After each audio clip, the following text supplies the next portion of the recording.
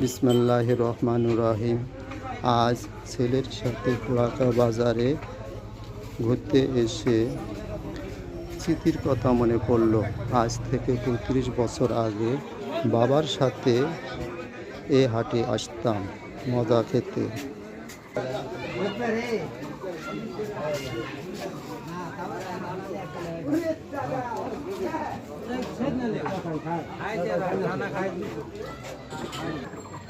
গুড়ের তৈরি চিট আর চিনির তৈরি কদমা খেতে খেতে বাড়ি যেতাম। আমের সময় এ ধরনের লোহা দিয়ে ৩ টাকা মজুরি দিয়ে আম কাটার জন্য আম কাটারি বানাতে এই হাটে আসতাম।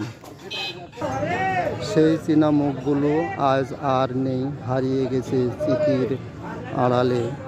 আমিও একদিন হয়তো হারিয়ে যাব অজান্তে, কিন্তু এই জনপদ, এই লোকালয় সৃষ্টিকর্তার ইচ্ছায় চলতেই থাকবে যুগ যুগ বছর ধরে।